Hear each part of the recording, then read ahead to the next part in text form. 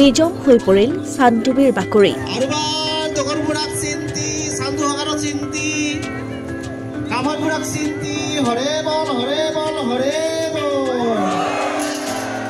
Camp ফায়াৰেৰে সামৰণি পৰিল চান্দুবি উৎসৱ 2025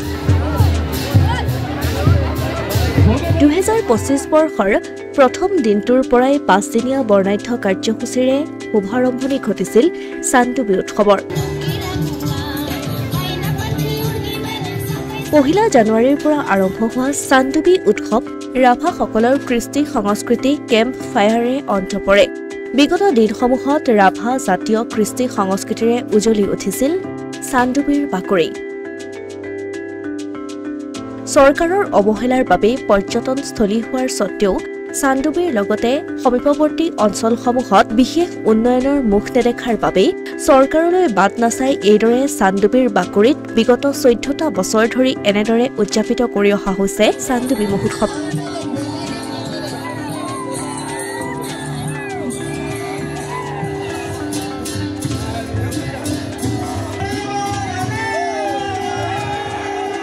এইবেলিও 2025 বৰ্ষত 14 বাৰ্ষিক চান্দুবি মহোৎসৱত প্ৰতিদিনে অনুষ্ঠিত হৈছিল ৰাভা বিভিন্ন কৃষ্টি সংস্কৃতিৰ সমাহাৰ আৰু আলোচনা চক্ৰ।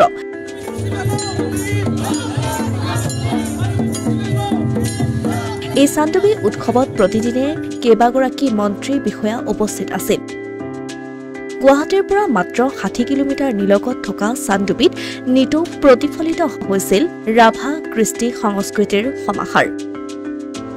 5 দিনীয়াকৈ বৰদুৱাৰ ভোলাগাঁও আঞ্চলিক ৰাভা ছাত্ৰ সন্থাই অনুষ্ঠিত কৰা চান্দুবি মহোৎসৱত পৰ্যটকসকলে চান্দুবিৰ বুকুত নৌকা বিহাৰৰ লগতে জনজাতীয় খাদ্যৰ জুতি লয়।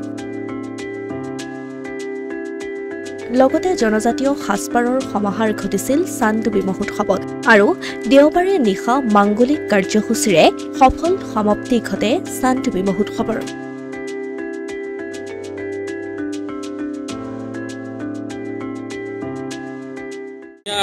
কাৰ্যসূচীৰে আমি চান্দুবি উৎসৱ 2025 অনুষ্ঠিত কৰিছিলোঁ। আজি যথেষ্ট উৎসাহজনক, আমাৰ দৰ্শনাৰ্থী যথেষ্ট ভিৰ হৈছে আজি।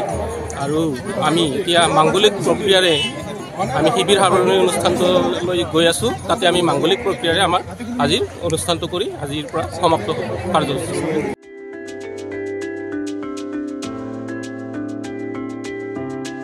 Asomiya Pratidin digital desk.